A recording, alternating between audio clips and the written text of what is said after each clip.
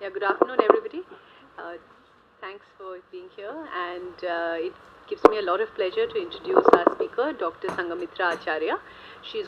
Her talk is titled The Cleaning Brigade Connects and Disconnects, and she's going to talk about sanitation work. Dr. Sangamitra Acharya is the director of the Indian Institute of Dalit Studies, New Delhi, and she's currently on deputation from Jawaharlal Nehru University, New Delhi, where she is a professor in the Center for Social Medicine and Community Health in the School of Social Sciences. She has published extensively on issues of health and sexuality among youth, gender in urban spaces, Northeast India, and social discrimination and healthcare access. She has 3 books and about 30 articles to her credit. Her recent work includes a co-edited book titled Marginalization and Globalizing Delhi, Issues of Land, Labor and Health. So now over to Sangamitra. She will speak now for about 45 minutes, and then we will have a discussion and questions and everything. Thank you very much, Arkaja. I think it's certainly a pleasure on my part to be here with you, Amit, on this evening, sharing some of my ideas on something which I've been recently working on. And I extend my gratitude to the Center for Policy Research, particularly the Community of Research and Practice, which as an entity has undertaken this initiative to put on record the issues that connect us with something which is so very important, like sanitation, yet it remains in the back of our minds. Thank you very much, CPR, particularly CORP. Sci-fi, is it? Okay. So thank you very much for giving me this opportunity. What I'm basically going to do perhaps is raise a few questions rather than attempt answering them through a couple of questions which have come to me when I have been out there on the field trying to put together how we as individuals, how we in academia see this issue of sanitation. Like I was just about sharing with Arkaja before I formally started talking, to my mind, when we look at the issue of sanitation, much of it has come on the roll in terms of coverage, that we should be able to provide safe drinking water to n proportion of our population, toilets along with the availability of water to a given share of our population. But we've never thought of those who ensure the provisioning of sanitation facilities. And that's where perhaps I wish to zero into the workers who give us that clean environment, immediate physical environment, by cleaning the roads, cleaning the drains, cleaning the sewers. So I'm going to, and I don't know whether technology is playing truant with me in terms of, okay, maybe I'll just do it once again. So the idea here perhaps is to be able to share how do we connect something which is as necessary for us as individuals, as groups of individuals, as people who are living in this environment. And here's the pen drive if you want to put it again. And yet we are enjoying the work of these providers in terms of their services that they roll out to us, yet we are not very willing to acknowledge what the provisioning is being done by these workers. So that's precisely what I'm going to share with you at this moment. Okay. Sorry, I'm so sorry. No, absolutely fine. I'm sure there'll be quite a few of us who will be technologically challenged. So am I.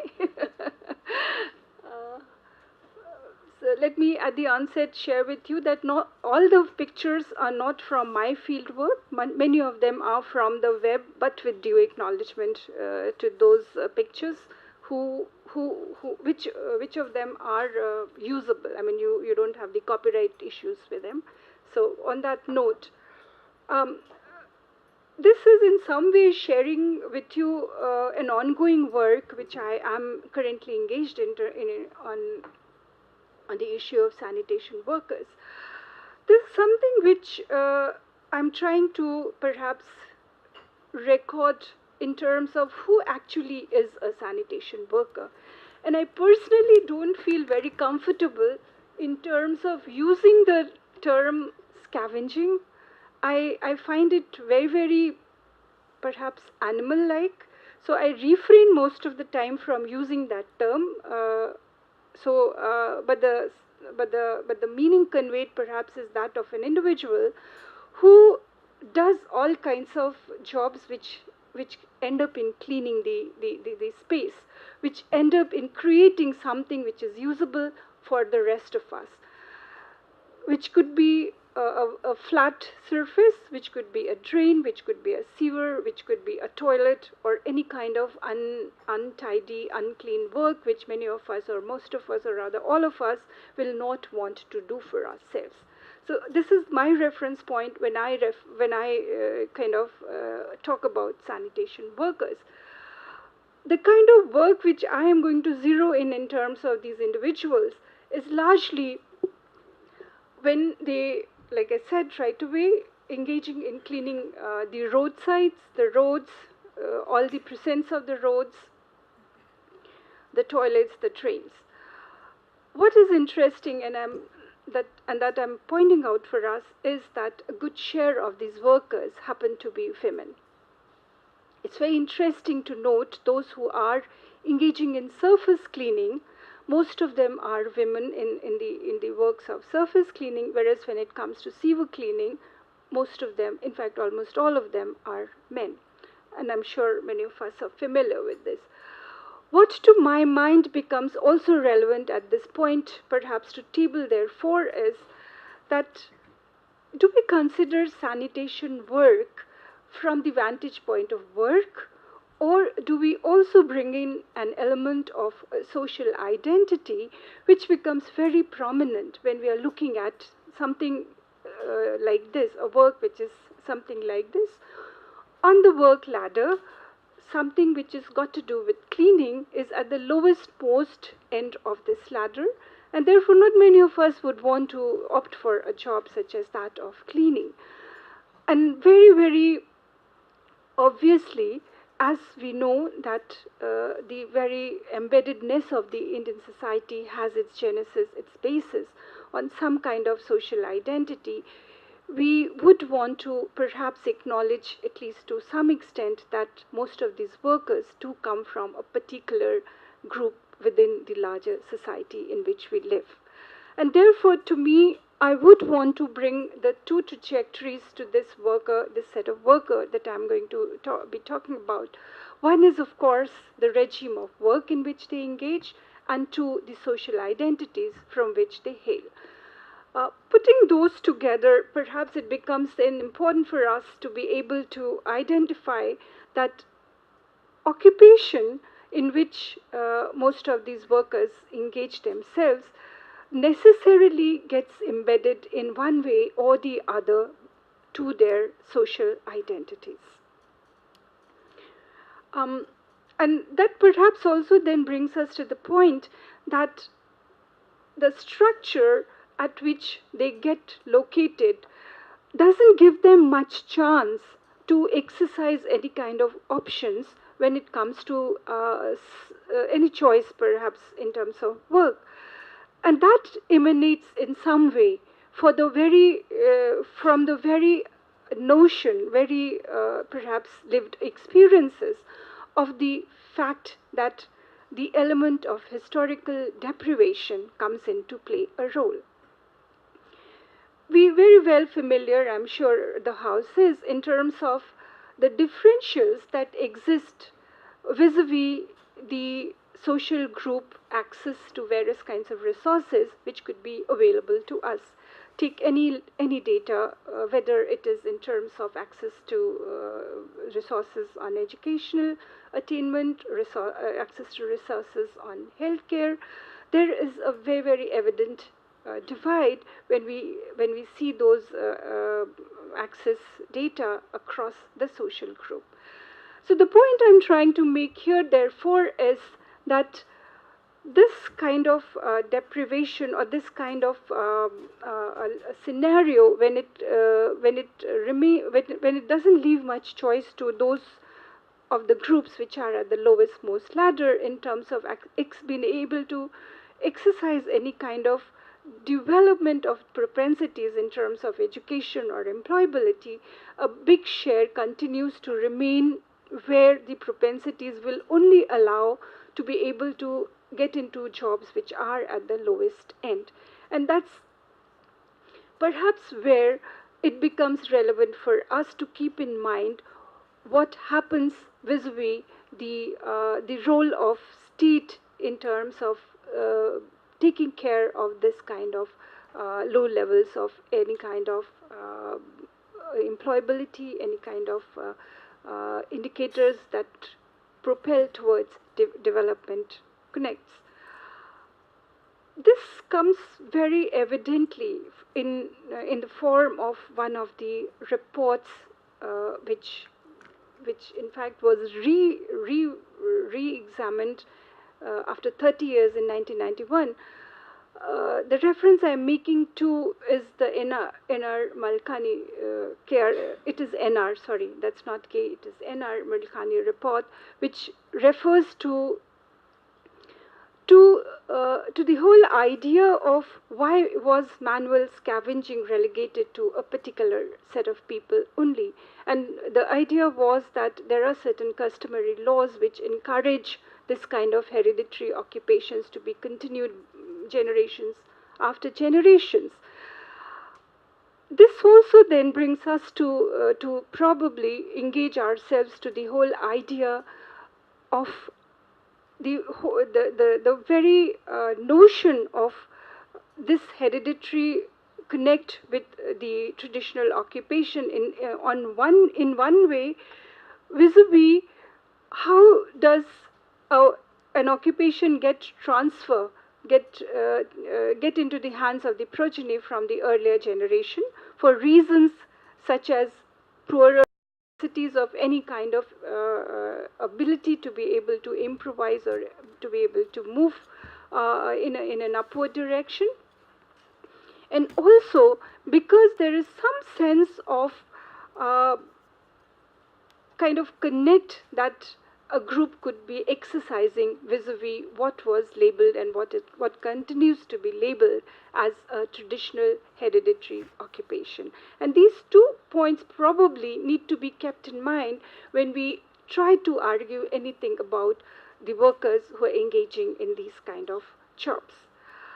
And therefore, I think I try to build that argument that on the one hand, we do have one particular community or rather sub-communities within a set of groups within our social structure, which is providing a larger share of workers who tend to engage in sanitation occupations.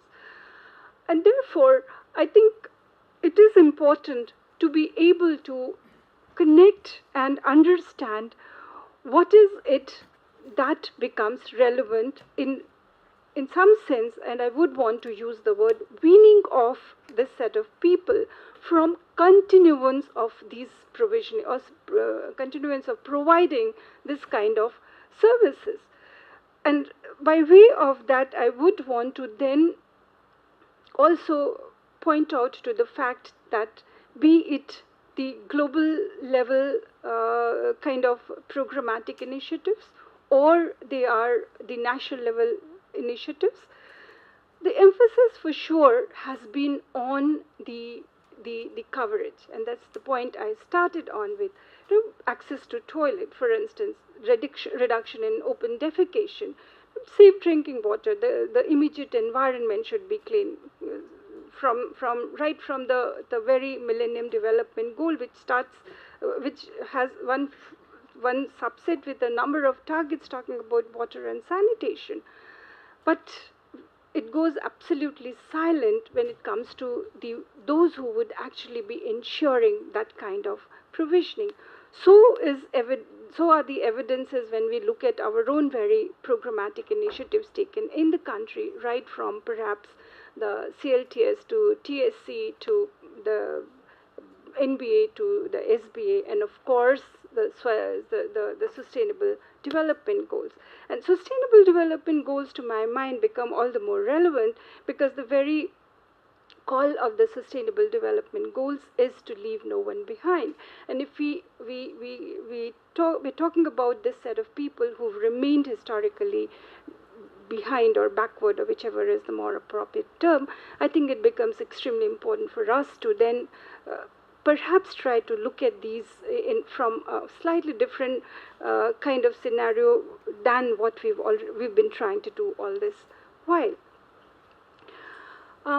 Just to perhaps argue, therefore, in a slightly different way, if there have been the efforts right from, I mean, if I can go back to what the proposal of the Malkani Committee report was, that there is this set of people who engages in this kind of work, and there is a need to perhaps address their requirements vis-a-vis human development in a slightly, of course, the term was coined a little while later, in a different way than the conventional kind of looking at these set of people. The continuance of work for sure is therefore by the obvious reasons of the disparities which have existed in the society across the social groups. And one more additional element which comes in is that of the pace at which the urbanization is happening in the country, and the comparison perhaps that I'm trying to pose here is that in the backdrop of the pace at which urbanization is happening, in the backdrop of the smart cities that we are envisioning, the census data tells us that there is a good share of toilets which are still being cleaned manually, and a larger share, I mean, it's almost 1/3 of it continues to be in the urban spaces. So it becomes really important to see the issue, the context of sanitation workers from a multifaceted kind of way, rather than trying to look from two perspectives from which it is largely looked at, either the worker or the social identity. I think it needs necessarily to go beyond that and be put in a different kind of context, therefore. For this study, if I can probably share a couple of things about this study. This is based in the two cities of Delhi and Ahmedabad. For not very, the choice of the cities was largely to be talking in terms of the feasibility of being able to do the data collection. So that was one reason, a very conventional method of trying to collect some data through structured questionnaire format, through semi-structured conversations, through discussions, through observations. I've listed it out over here. And the idea was to put together what comes out when we see the experiential evidences. We examine the experiential evidences not only from the point of view of those who are engaging in this kind of work, but also those who are engaging them, and therefore a good realm of the urban local bodies, who are largely the biggest kind of employers of these individuals after the railways, for that matter. So the idea was to get into both the sides of the connect of these workers as individual workers, as well as those who are employing them, and seeing them in their in their social environment as well, and therefore the family members as much. Some of the questions which were probed come out of the whole idea of the continuance, which in some way is trying to argue and also propel why is it that only a particular kind of people within the social strata continue to do this kind of work? Are there no alternatives available? Are the propensities poor? What are the reasons that the continuance is happening on one hand? And on the other hand, therefore, what are the state responses to this continuance? Has state made any efforts? What are these efforts? How are these efforts being implemented? And what are therefore the outcome of these efforts which are being put together? So by and large, this is where the questions were located in terms of going ahead with this work. Very preliminary finding, like I said, this is a work in progress. We do very, very evidently see, even along with this, through this work, that a bigger share of the surface cleaners are women, and a bigger share, in fact, almost all, 100% of the sewer cleaners happen to be men. They're employed both as permanent and temporary workers. And permanent is a bit of, if I could elaborate on this, a misnomer in some sense, for the simple reason that, like across board, there is a very strong contractualization which is happening. So those who were engaged as permanent workers are there, but at the moment the idea is to have any new worker which is coming in as contractual worker. There are ways in which also suggest that if you continue to be a contractual worker for about 900 days, there is a likelihood that you may become a permanent worker, which is quotes within quotes. And the range of the workers that I've interacted through this course of field work, through the course of data collection, it's really difficult. I'm still struggling to be able to identify them in terms of their own understanding of what is the nature of their work in which they have been engaged, even by the urban local bodies. So much of the essence that is coming out is that they either recorded as daily wage workers, or they are the temporary workers. Permanent seems to be really on the fate, except for some segments of the municipal bodies in both the cities.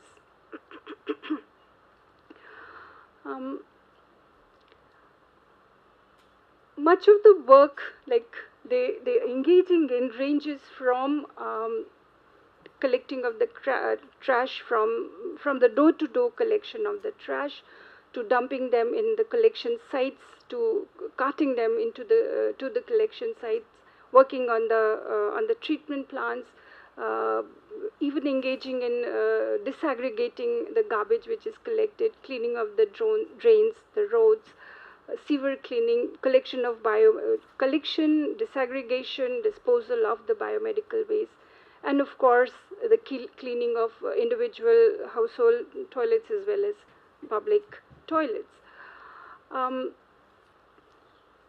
In the among the people who happen to be in this in the study, roughly about 250 odd in Delhi, and about 100, a little less than 200 in Ahmedabad.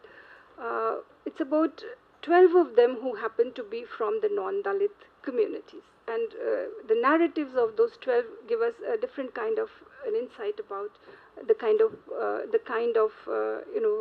work that they are doing as under the label of sanitation worker.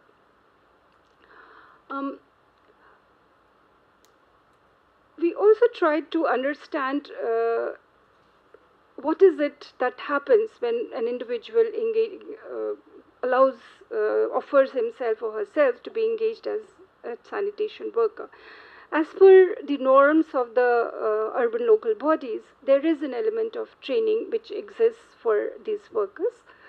And here is the reference that we get, or here's the evidence that we get out of this element when it comes to the sanitation worker. It's very evident that a very, very small share is receiving the training of any kind whatsoever than those who have not received any kind of training. The narrative suggests that even the workers believe that to be able to do cleaning, they don't really need any kind of there's no training which is required. And verbatim dictions often suggest that this is nothing where we require any kind of training. But as we move from the sanitation, from the surface cleaners to those who engage in sewer cleaners, there are very nuanced kind of narratives which we have received from the field, ranging from the fact that there has to be some mechanical support which will allow us to be able to do our jobs, wherein some element of training is required. From that end of the kind of training to somewhere where the pointers are that considering the kind of structures in which most of our old cities are located, the narrow lanes and by lanes where mechanization doesn't really make much sense, human contact is essential. That kind of training which allows human contact to be able to efficiently do the work, bringing in also therefore the element of the protective gear which would therefore be required in terms of being able to do their jobs smoothly. So, and in both cases, even when the protective gears or equipments are being put across, we see we see that Delhi seems to be doing slightly better than Ahmedabad, wherein the other way. For the reasons which the narrative suggests that possessing the gear is something different than being able to use the gears. So, despite the fact that these protective gears have been given to these workers, a good set of responses is suggestive of the fact that these gears are not being actually used because they're probably ill-fitting or they hinder the work that they need to do after using those gears. For example, the boots which they're supposed to be wearing while doing the surface cleaning. And if you recall, I've said most of the surface cleaning is done by women workers. Women workers with their saris, most of them are clad in saris with the gumboot, makes it very, very uneasy for them to continue working. So despite the fact that they've received the boots, they don't use it when they're actually on the job as such. So those are some kind of nuances that we probably need to address when we are talking, when we're trying to understand what happens in terms of what is given to them vis-a-vis equipment or vis-a-vis training for that kind of realm. Another aspect that we tried to also look at was the commission which has been set up for the sanitation workers, the National Commission, has taken note of certain kind of social benefits which these workers are entitled for. But like most benefit schemes, here also there are ample evidences that the awareness and dissemination of information is one important issue, wherein it becomes extremely maybe futile an exercise when it actually comes to putting across some kind of schemes for these workers. Most of these schemes address the issue of scholarships to the children of these workers. They also talk about, there is also reference of housing, and there's also another important reference which is that of health care and insurance pertaining to health care. A good share of these workers don't seem to be, thanks a lot, it's here, don't worry. Sorry. So the point which therefore becomes important is that are we enabling them? Are we creating the environment of being able to access the information that is actually relevant and required for these set of people? Or is it the purpose of these commissions or purpose of these schemes is only to be able to, establish that kind of scheme or information, but dissemination doesn't remain within the purview of that kind of, not only the commission, but even others who are related or interested in this kind of an argument.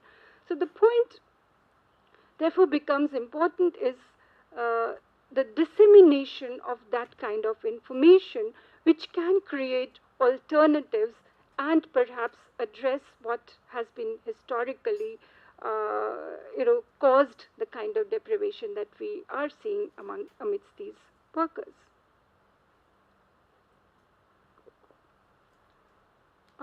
This is perhaps some kind of a repetition. This I should have shared a little earlier, but nevertheless, I haven't yet disaggregated this data in terms of other gender attributes, but one of them for sure is this, which shows us how the share of women is lesser than the men, like any other occupation also. But it's only when we disaggregate, and that data I'm not for some reason I've missed that out, but the volume of the data is very, very well suggestive of the fact that the surface cleaning women and the sewer cleaning men, if we are dividing it in two stark ways. Even the hazardous cleaning which is done in the biomedical spaces is also where the engagement is men. And again, I think that also has the conventional thought of the soft jobs versus the not so soft jobs, and therefore men versus women. Now, something which we tried to bring in from the vantage point of social identities was to try and understand why is it that this group of people remains, as I've been trying to say, at the lower levels of any kind of propensities, be it educational or in terms of indicators for health or access to any kind of civic amenities.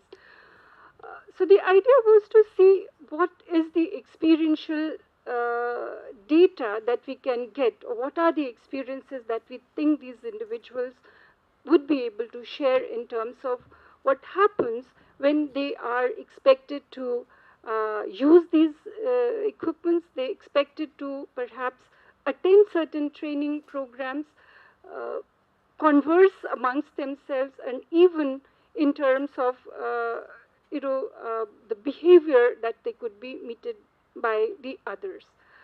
Some of the narratives are suggestive of the fact that when it comes to the usage of the equipment, ill-fitting is one very important aspect.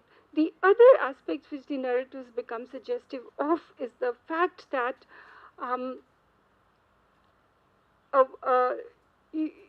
as a worker who is poorly skilled, a worker who is very low in terms of the educational attainment, is not expected to know anything beyond this. And therefore, if you are not able to learn how to use a particular equipment, is perhaps all right.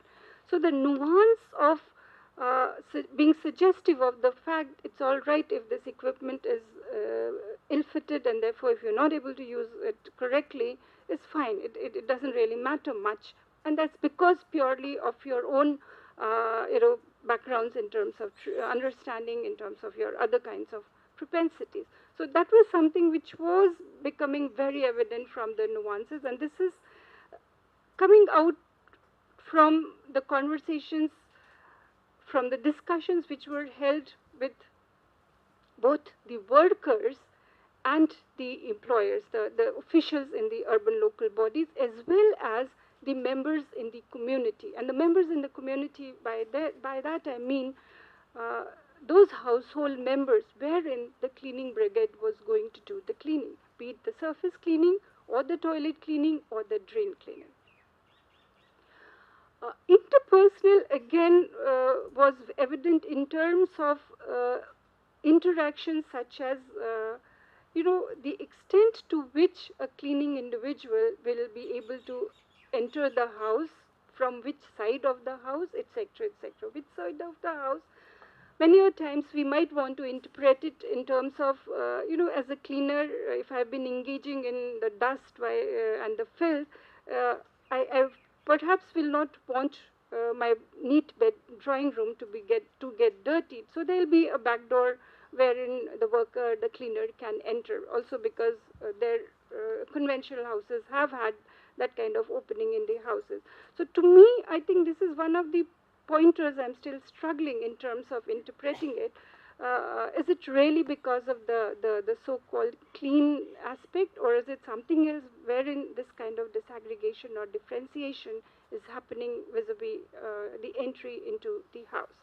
That was one which was being reported. The other was also in terms of the way conversations could be happening between the service provider and the service user.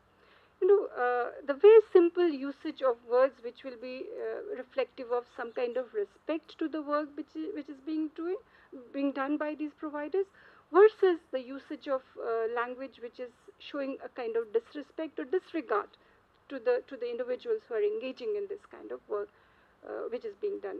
Worthlessness, and that's where perhaps the dignity of work and its cognizance by the rest of us becomes extremely important. Inhuman treatment, maybe I will probably need to reclassify this. Inhuman treatment has, I wanted to put this in over there because there were a couple of narratives in both the cities wherein there were instances of getting beaten up by the individuals or the places where the services were being provided on the pretext that the service was not done properly. And this also brings me to the idea of one of the narratives which is from Ahmedabad, where a young boy was beaten up because the accusation was that he did not, when he was transferring the door-to-door collected garbage, he was engaged as a door-to-door garbage collector. After having collected the garbage from these households from within this particular colony, he had to dump it into what they call as mini hathi. That's the local term which is being used for that van which collects the garbage. That spilled outside the van instead of getting into the van. So the guy was beaten up. Now the story of this guy, I'm just getting interested in terms of sharing with you. This was one boy who trained himself to become a lawyer. He studied law and he waited to get a good, like all young aspirants, a good position. What he managed to get was to teach in a coaching college. In the meantime, he lost his father, who was a sewer cleaner, and therefore he had to face the kind of dilemma whether to continue teaching in this coaching college, which was fetching him about 5,000 to 7,000 rupees, or get into his father's occupation on the compassionate grounds, which will fetch him about 20,000 rupees.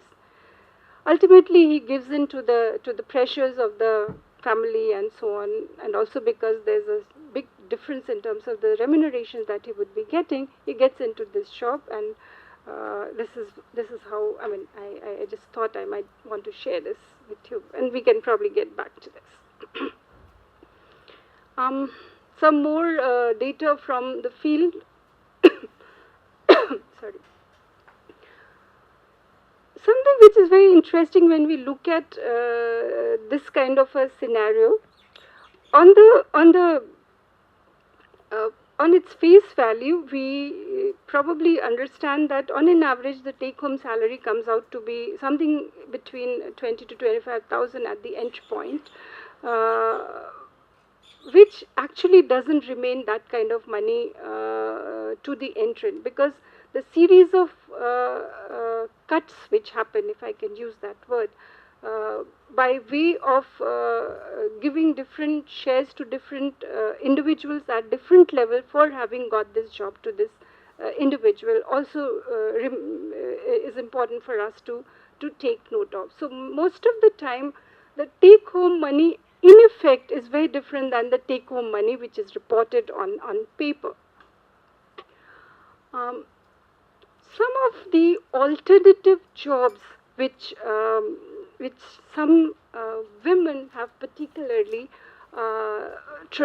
engaged themselves in, because most of these the time of the work is early morning most of the time, especially in these two cities, if I can quote from, the work begins as early as 3:30 in the morning.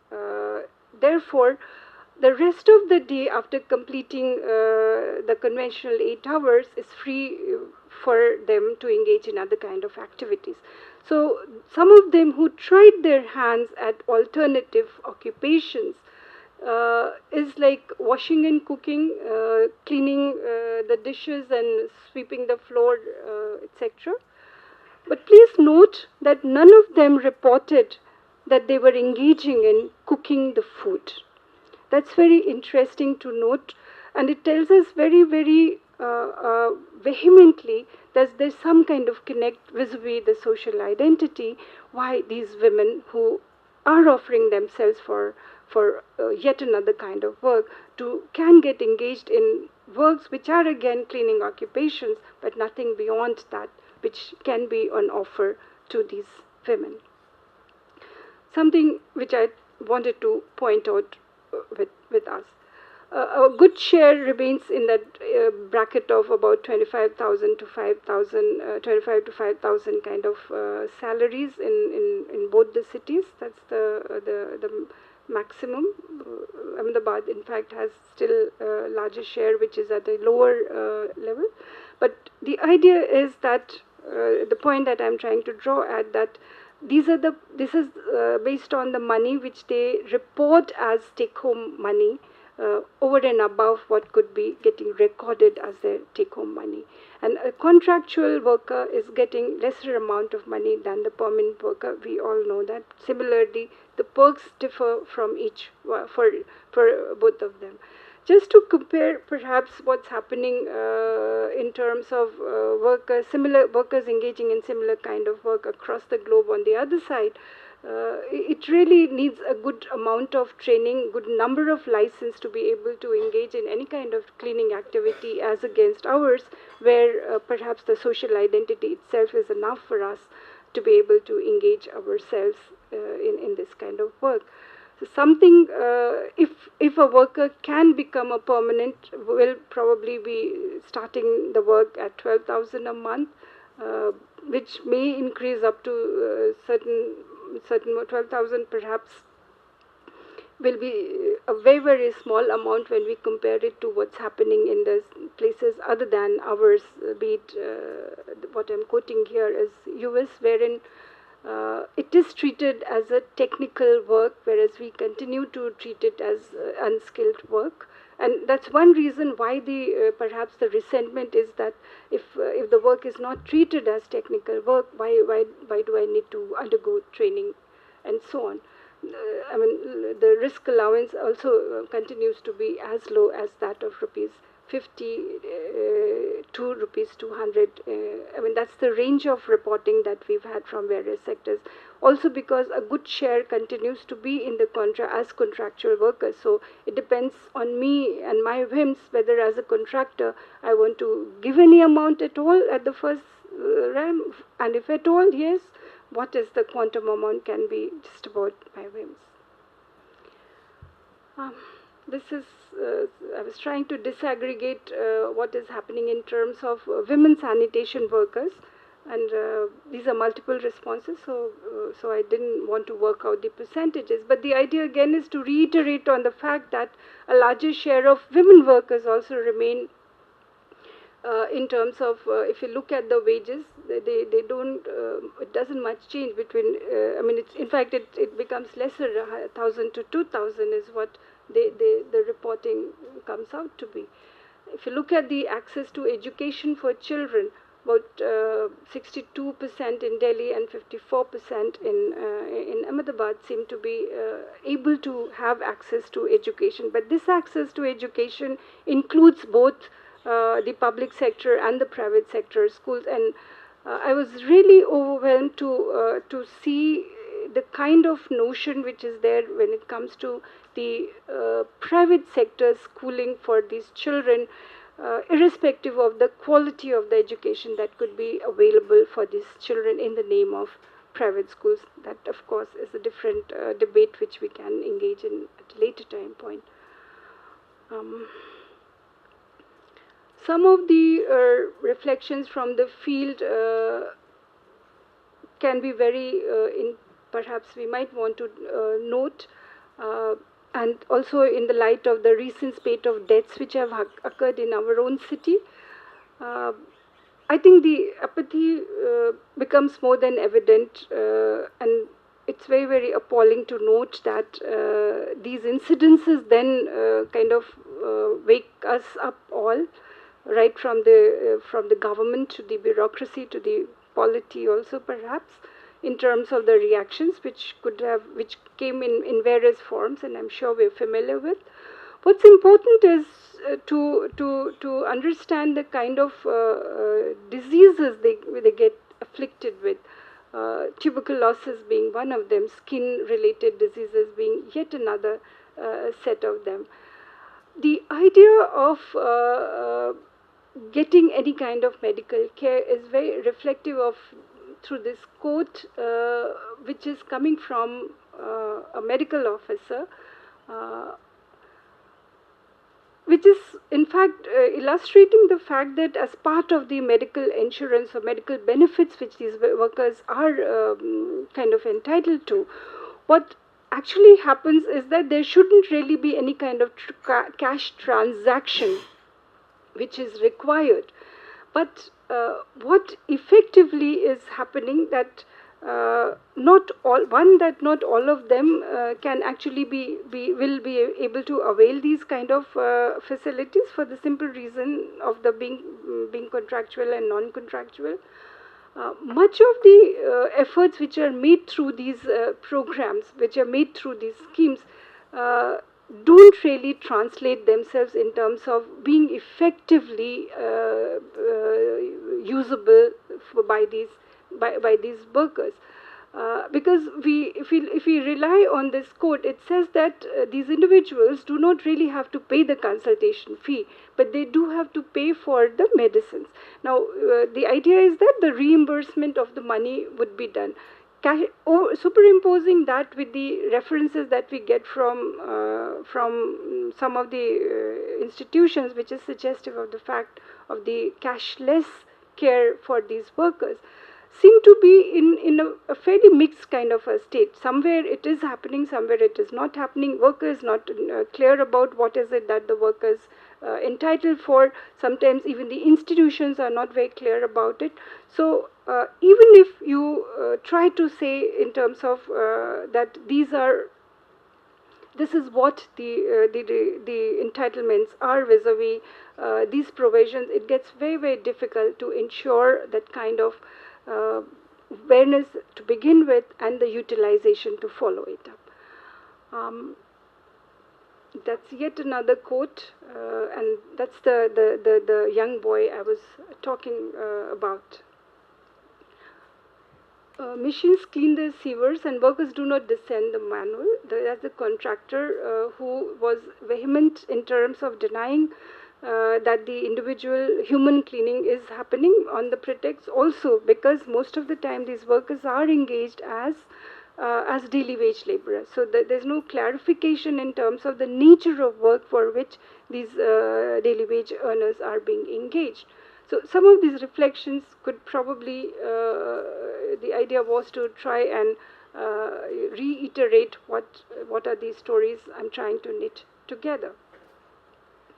Yet another in terms of why do they continue to remain in this kind of work.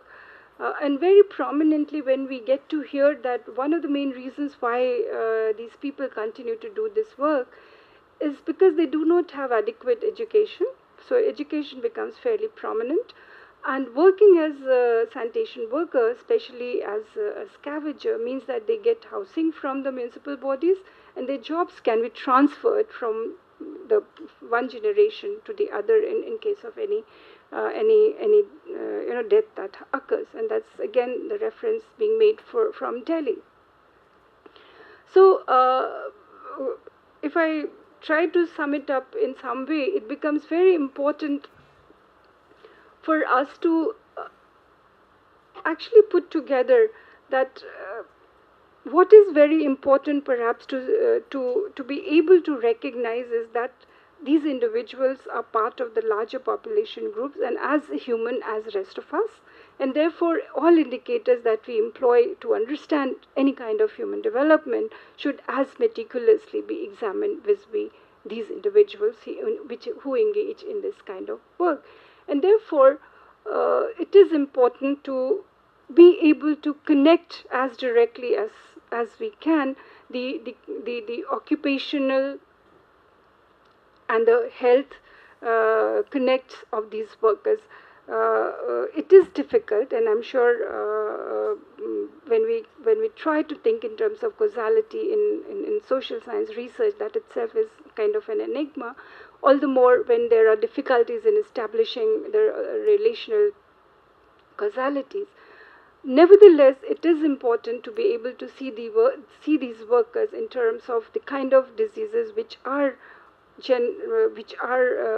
individuals are kind of suffering from, and therefore, what can there be some kind of very stipulated attention given to the workers who are engaging this kind of job. And perhaps the second most important thing which becomes relevant to me at this point is the very idea of considering the right to traditional work. On one hand, is giving some kind of assurance in terms of work reliability, but is also reiterating the fact that there are certain other dimensions of not being able to come out of this kind of work, which is continuing, which has remained at the lowest rung of the work profile, has remained at the lowest rung of the social profile, and therefore should that be continued to be treated as something which I must inherit vis-a-vis my traditional occupation. Secondly, I think it therefore becomes important along the same realm, what are therefore then the alternatives for self-employment or any kind of employment? And there are ample evidences when workers from these occupations have tried to engage in other kind of work, there have been evidences of unacceptance by the rest of us, the othering of these individuals. So the effort perhaps therefore necessarily has to be not only from the part of the workers in terms of engaging in alternative occupations, but it is as much the responsibility of the others to be able to assimilate the change that these workers could be embarking upon. When we look at the legal safeguards vis-a-vis all the conventions that could have given that recognition to any kind of human rights context, I think it certainly brings to the fore both in terms of the dignity of work and also in terms of the very individual self, which needs to be recognized in terms of how the constitutional provisions can actually be made effectively implementable, despite the fact that these provisions have remained for a fairly long time, and alongside that, we see there is a continuance of this kind of activities. Coming down to the legal safeguards, therefore, I think we will all agree that it was fairly too long to wait till 2013 to be able to enact that act which prohibits. And despite that enactment, despite that prohibition, we still have a good number of individuals who are working in this. We're continuing to engage in these kind of activities.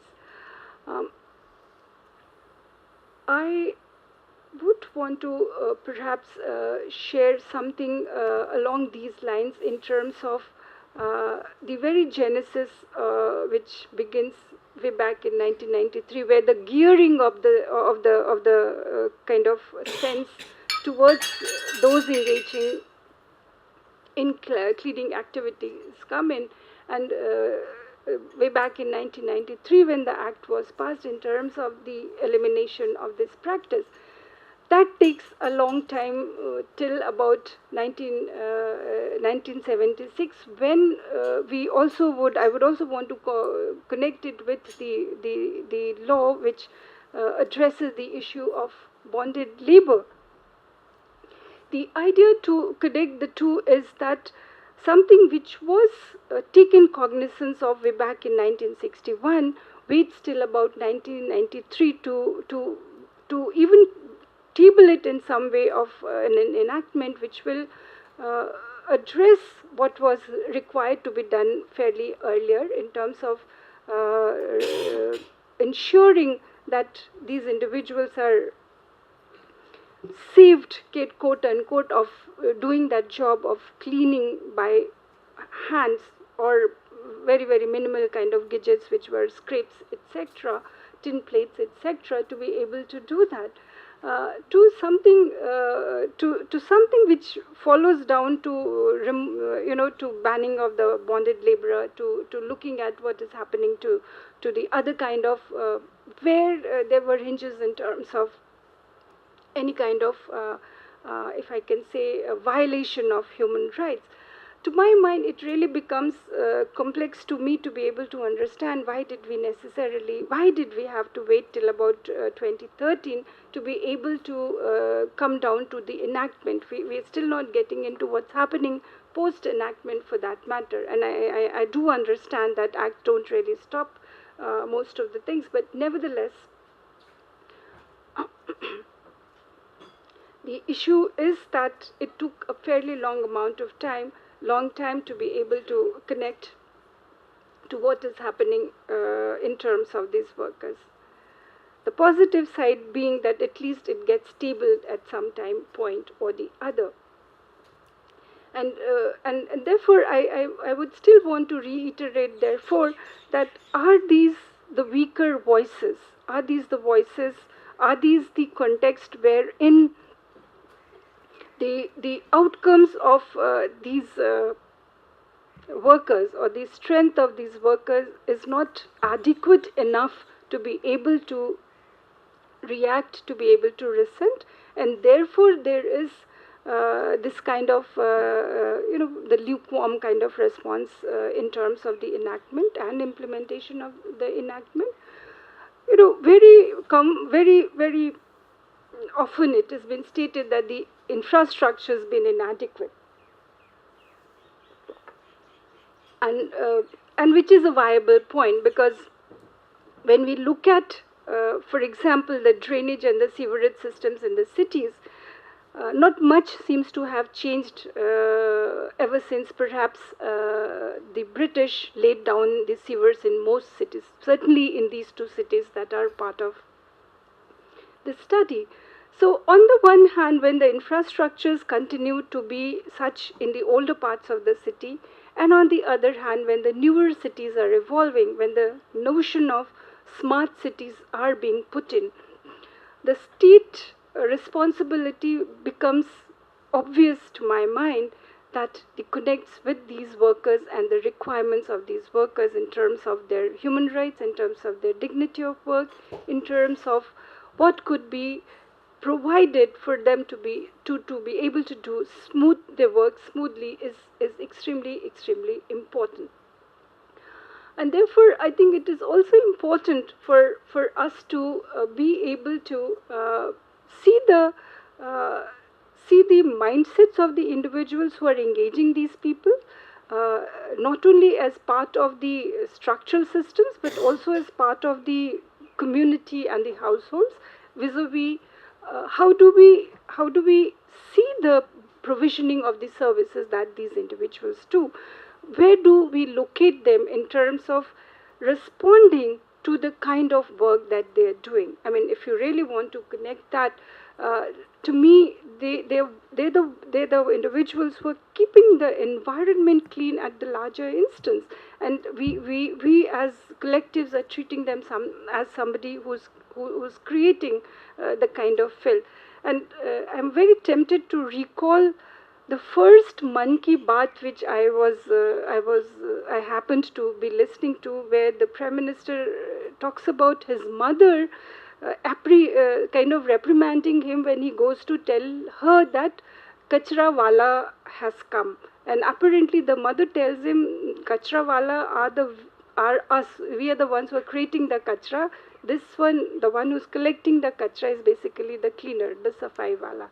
So I was quite, I really liked that portion of the whole. I mean, I don't even remember what was the content of the rest. I think this was when he was speaking to the children on the Teachers' Day in his first year, if I recall correctly. So the context I'm making is like, how do we as the others, other than the workers, see them in some way? And this is probably the connect I'm trying to also therefore point out, that this is one set of workers on which we don't have any kind of empirical data. 2011 census tells us the numbers for the first time after a lot of gearing up of, I'm sure, a lot of data users, collectives kind of create this requirement, generate this kind of need for the data to be collected, and when we get the data, we get to know that there's still a good number of individuals who are engaging in this kind of activities. And let's trace ourselves back to 61 to 93 to, of course, 2030. And data, I'm sure we'll say this was collected before 2011. I'm sure not much would have changed in 2 years' time. Some of the reflections, again, as part of Maharashtra is coming in also because a subset of this study has taken one city from Maharashtra.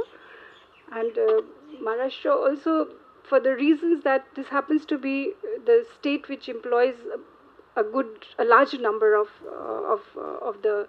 these workers who are engaging in this kind of jobs. Almost 35% of the families that I'm listing here engaging in cleaning the toilets and cleaning the choked sewers. So the point I'm trying to make is, therefore, is how do we engage ourselves on one hand with these cleaners, with these workers who are engaging in cleaning something which we don't even bother to look back and see for ourselves in terms of whether it's been cleaned or it hasn't been cleaned. So that becomes extremely important for us to be able to connect ourselves in terms of what's happening to these workers, despite the fact when the act seemingly starts appearing in terms of the prohibition, in terms of the employment of these kind of workers, the railways continues to be one of the biggest sector which employs these workers. Sorry. These are some reflections I might want to kind of just see over. This is something which I wanted to point out for ourselves, which I was saying earlier, the difference between most of the other part of the globe and our part of the globe. I think the dignity of work really takes a backseat when we superimpose the social identity, and therefore all these workers continue to be seen as subhumans as compared to what they are treated in most of the western part of the globe, or the other, wherein they are recognized as worker, and therefore the treatment to those workers is also different vis-a-vis ours. And it's also important to note at this point that most of the accidents which have occurred to the sanitation workers, including the sewer workers, is highest in India as compared to any other part of the world. I don't really have the figures with me at the moment, but that's what, to my mind, is important for us to kind of take note of. And we all know, despite that, what is happening in terms of the open defecation. The recent most book, I'm sure we are all familiar with, Where India Goes. which actually is telling about why do we continue to defecate in open. This was largely to tell us in terms of why, therefore, manual scavenging will continue to be there if we don't address the provisioning of toilet, the coverage of toilet that we are so much talking about. What will happen if our mindsets continue to tell us that toilet cleaning is not our job, toilet cleaning is the job of somebody else? So even if you have toilets, with or without water, you will wait for somebody else to be able to come and do that kind of cleaning in the toilet. So that is something which perhaps we need to kind of take note of. This is yet another. This is from another study, not. But I just thought it. This is from Jansa. Okay, I'll just wind it up. Yeah. So this was largely to reiterate that even other studies have kind of, to my mind, are speaking in consonance with some of the references that I am getting in terms of this particular study. I will end on this note. Clips from various newspapers, various magazines, which is kind of suggestive of the fact that is it only a tokenism that we want to reflect on when it comes to the workers who are engaging themselves in cleaning, or is it that we would want to go beyond that, other than the token concerns which are reflected through various ways by assuming that if we start doing the cleaning ourselves in this fashion, the plight, if I can use that word, of the sanitation workers, particularly women, if I can bring in, which has, I have not elaborated over here, but I hope to do that in the report, will be kind of addressed. I will stop here. Thank you very much.